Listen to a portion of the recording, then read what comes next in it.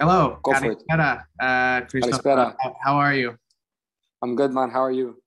I'm doing really good, thanks. I know we're pretty close to each other here. I'm here in Athens, Greece, and you're there in Apollon, Cyprus. Yeah, Yeah, only awesome. 1 hour away, 1 hour Yeah, flight. So by flight, maybe even less. I think I saw it's like 45 minutes, something like that. So, yeah, yeah, I have one of my best friends. He lives in Tel Aviv, Israel, too. So maybe I'll do like a hop, jump, and a skip from Athens to Cyprus onto Israel. So and yeah, yeah. yeah, Well, that'll be good. That'll be good. I had the pleasure of meeting you though in Lisbon, which was really nice. And the second I met you, it stuck in my mind that you would be a perfect person to interview. So yeah, let's jump into it. Why don't you first kick us off by explaining who you are, your role within, or sorry, where you work, and your role within the club.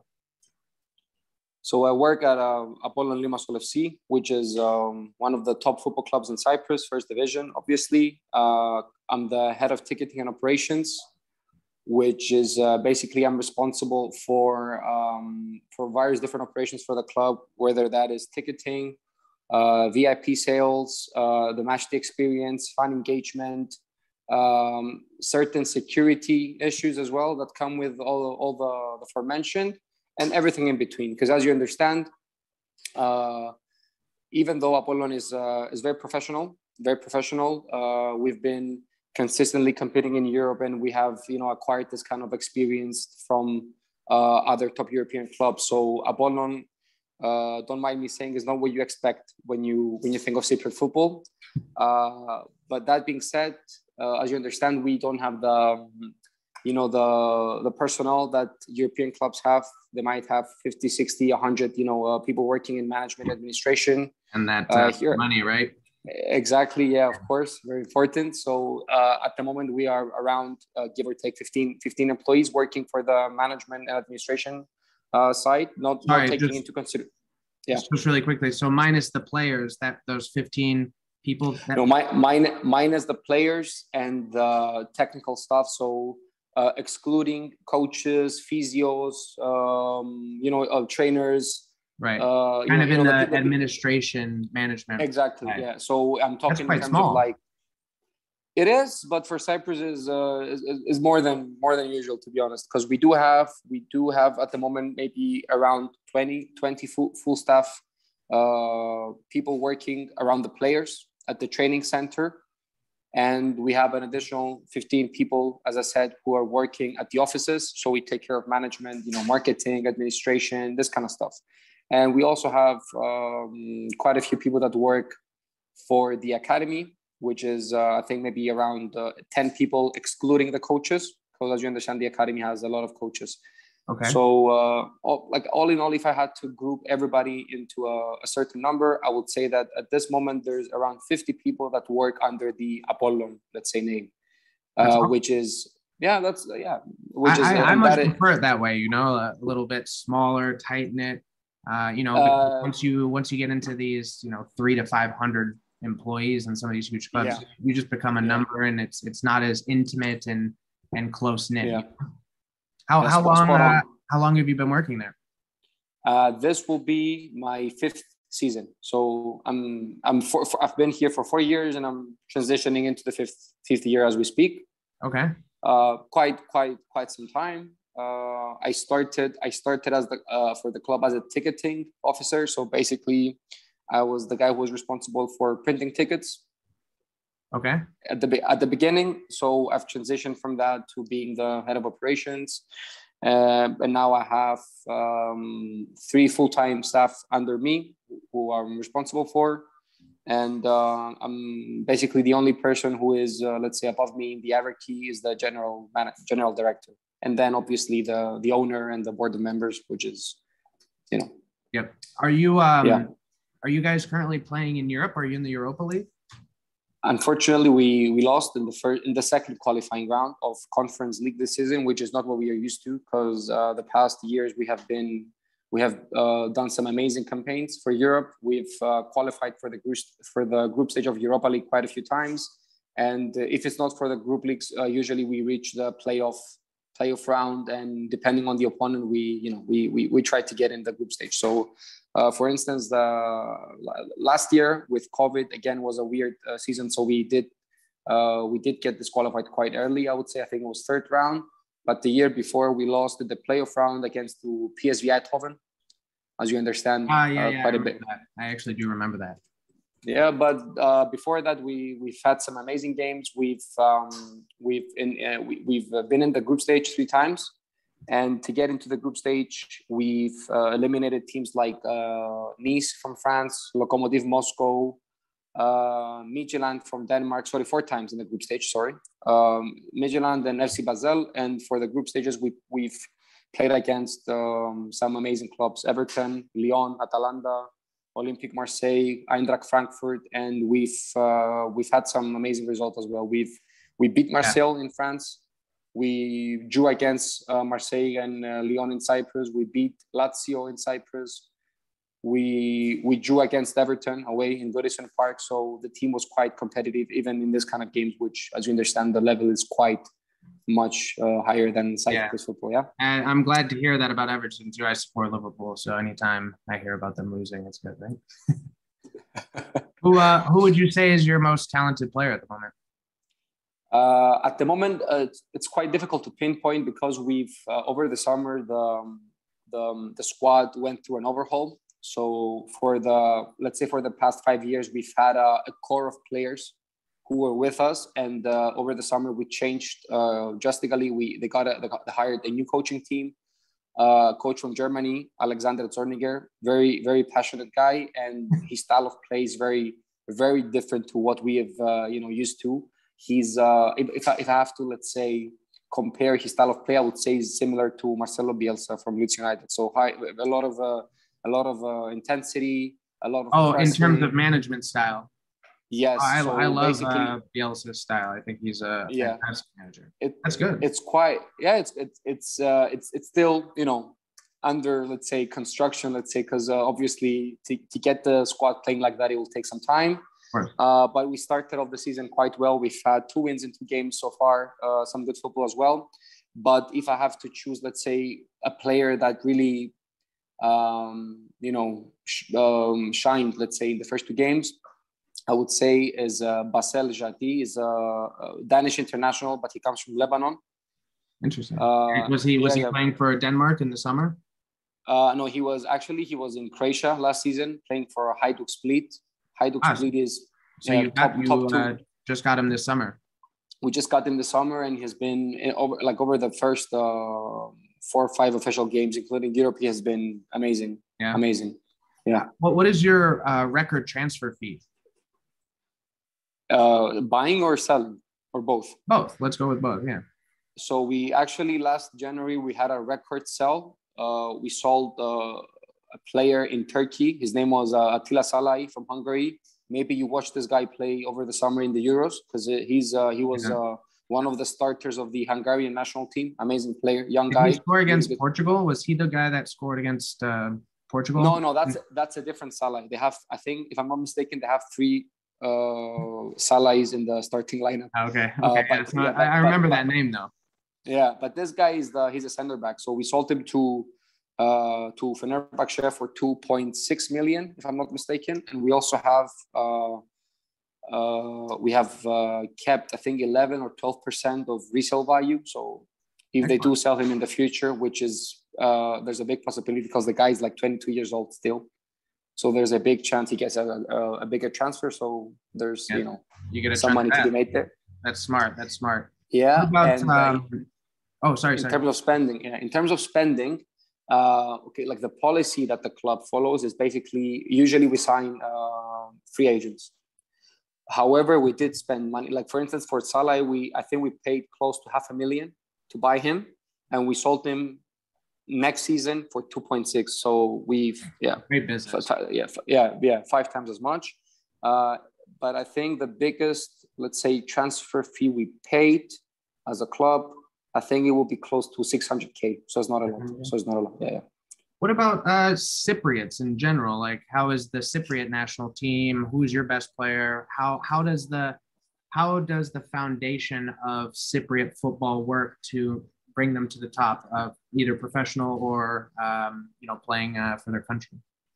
So again, I will be honest with you. I think Cypriot football, in terms of club level, is much more competitive in terms of the national team. So I think when Cypriot football clubs play in Europe, they're much more, let's say, competitive and better than what the national team brings to the table. Sure. Obviously, the reason is that there's a lot of foreign players that play for the clubs, a lot of good players. Whereas in the national team, apart from a couple, let's say, players that got the passport, is mostly locals. That being said, we do have some very good players. Also in the past, we've had some great players. I think at the moment, the top 3 players that play for the national team, two of them are from Apollon, and one of them is a young guy from Omonia. It's a club from Nicosia. Big prospect. His name is Loizou. He's, if I'm not mistaken, I think he's 19 years old, and he's a very big prospect. And also the other 2 players are Charalambos Kyriakou and Ioannis Pittas, who play for Apollon. Amazing players. Loizou is a winger. Kyriakou is number 8, number 6, like center mid. And Ioannis Pittas can play either as a striker or as a second striker, and even in the wing. He's an amazing player. Last season, he scored 16 goals in the league. Nice. So yeah, for usually the top scorers are some of the foreign guys, but this guy has been top for the past 2-3 years. He's been been scoring goals like crazy. Yeah. So he also scores a lot for the national team as well. So I think those 3 are what is like the best, let's say, prospects of the national team. Yeah. So in terms of how the national team comes about, or like the development of football here, I think, again, I want to be honest, we are very outdated. The federation is very outdated, but over the past years, they've been trying to develop. So at the moment, they are I think they already started. They're building a new training center for the national teams. Nice. I think that's an amazing initiative, and hopefully it will be done soon. So they're going to create this big training center where all the different let's say teams of the national, like all different ages, are gonna train and rub shoulders, and hopefully that will develop football a lot. Apart from that, I think it's the development of football players is up to the clubs individually. The academies of each club and how they feed the players into the first team, and then the national team. So I think in terms of like grassroots and academies, it's more. It has to do more with how much the clubs invest and how much they want to develop. And at some point, the federation steps in, and we'll get some of these players to play for the national teams, and also try to help them develop as well. Awesome. But it's not very, very, let's say, professional at the moment. But it's getting there. Yeah. That's great. Yeah. So let's shift then and pivot into kind of on that. What we were just talking about, development, right? I kind of want to bring it kind of for full circle, everything we've talked about, back to small-sided football. So as you know, here at Bazooka Goal, we run a lot of franchise 3v3 tournaments through Germany, UK, Netherlands, all different kinds of country, and we're expanding and evolving all the time to different countries. What do you think is the outlook for small-sided football in Cyprus? I guess it's a 3-part question. Where is small-sided football right now? Where do you think small-sided football within Cyprus is going? And what kind of success rate do you think it will have to catch on and become important within Cyprus? I think at the moment it's not very popular. Although there's a version of it where you could actually, I don't know if you can call that small-sided football, but we have this like 5-a-side football pitches around the cities where people can book and play for. I think that's the closest thing we have to small-sided football, which is kind of popular. But apart from that, in terms of actually having and hosting tournaments and this kind of stuff, I think is practically non-existent. So there's a big gap in the market in Cyprus for this kind of stuff. I think now what is getting more and more developed in the past years is basketball in terms of this, 3-on-3s and that kind of stuff. But in terms of football, as I said, I think it's something that it hasn't really been touched upon and hasn't really been utilized in a commercial aspect. Because, yeah. Yeah, no, I was just sorry, I was just going to follow up there. So does Apollon utilize small-sided football at all in training? Yes, that was what I was going to say. I was going to say that especially in Apollon, it's something that the new German coaching team has been really using is, so basically in terms of football clubs, I think in training sessions now is getting very popular and it's something that the coaches have been utilizing more and more. And I've experienced this over the summer with the team, because the German coaches do this. I think pretty much in every training session there will be some sort of small-sided football drills or games going on, and I think this is really good because, as I said before, the way the coach wants to play, which is high intensity, players and the ball keep moving. This is the kind of stuff that gets them. Into this sort of mode and will help them develop in real life as well and in open play. Exactly. If you want to play quick, small spaces, triangles, stuff like that. So for small-sided, we are typically talking about 3v3, 2v2, or 1v1. And it's really important in helping that aspect of the game. What other benefits do you see of small-sided football in general?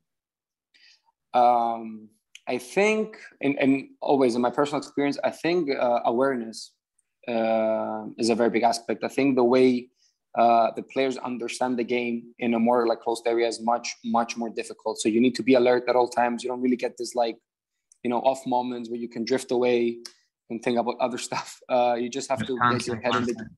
Exactly. You have to be there. You have to have your head in the game. You have to be aware of opponents. So I think awareness is a very big, let's say, add-on that comes from this kind of stuff, because they need to be alert at all times. And again, intensity, I would say intensity, awareness, and just, being quick in thinking, being quick in acting. Positioning, right? Exactly. That's what I think. Yeah, you were saying earlier. And knowing where to be, where other people are and stuff. Yeah. Yeah, and also another thing that we've noticed is that this kind of let's say drills and games are much more physically demanding than what you expect. Yeah. So I think it also helps with their condition and their fitness, because they play this, like the high intense games for, because when you play the full size pitch, as I said, you can have this like off moments where you just play off your position. You're not really in the game. You're just like waiting for the moment. Whereas in a smaller, yeah. And one thing that I wanted to mention, because I just remembered, one of the games we had in the preseason, one of the friendly games, and we played another team that is again, it's a smaller team in the first division, but it's still a first division team. So basically, this is something that the coach asked, and they did this during the friendly game. So they played one full match of 90 minutes. And then the game that they played an additional 45 minutes in a smaller sized pitch. So they moved the goals a bit, a bit like closer together. Yeah. And they played. Sorry, I lost you. And they played an additional 45 minutes in a tighter space. Wow. And this is something that was asked by our coach, and the other team went for it because they understood that this is something that could really, benefit. And for me, that was the first time. It was the first time that I seen this or even heard of somebody asking for this. So that was really impressive. And for the people who were watching it, it was quite fun, because it was because you get to watch the first game, which is, normal, a lot of like it's what you usually expect from football. And then you see the next game, which is in a tighter space, and you understand that everything happens so much faster, and the players need to move and be agile and be alert at all times. So for me, that was very interesting. Yeah, and it further supports what we just said, that this sort of games help you with intensity, agility, exactly. It awareness, helps you with your game plan, your specific type of football. Exactly. So more beneficial. That's great. So it's great that you understand the benefits, and it's great that there's a market gap to be filled. But my last question here, just to wrap this up, do you think small-sided football for children, tournaments, 3v3s, 2v2s, as well as a more used and more focused small-sided games in training. Do you think this has a good chance of taking off and having a place in Cyprus, or do you think, you know, it's going to be more the basketball, it's going to be more just 7v7, 11v11s? I think I need to divide my answer in two parts, because if you're talking about professional clubs, I think it will keep developing and it will keep catching on, because again, I think this is something that has amazing benefits for professionals. Yes. In terms of you know, games and children, I think it's much more difficult to, let's say, promote this, because usually what they go for in academy level is teaching them how to work together and teamwork. So they, you know, it requires a bigger, let's say, squad. However, I think that if this is something that is organized and promoted efficiently and in a proper way, I think it will develop and it will catch on. And hopefully in the future, you will see this tournaments as previously mentioned for the basketball, because 3-on-3 basketball was something that didn't exist 5 years ago, and now it's in the Olympics. Yeah, exactly. And I could not believe that this past Olympics, when I saw it, I was like, how is we can go into that. That's a whole another discussion, but exactly. You're totally right. And us as Greeks, Cypriots, you know, this area of the world, we really like basketball too. So so I think if you implement the same, let's say, rationale and the same strategy in order to like develop and promote this kind of stuff, I think it will catch on. And why not? Because for instance, in Cyprus, I think 99% of the male population at least enjoy and play the game or watch the game. And as you understand, it's much more easier to get 2, 3, 4 people to go and play football than getting 7, 8, or 11. So, and as I said, because 5-a-side football is very popular in Cyprus, why shouldn't 3-on-3s? Exactly. This was really, really great. Thank you so much for taking the time. Wonderful insight.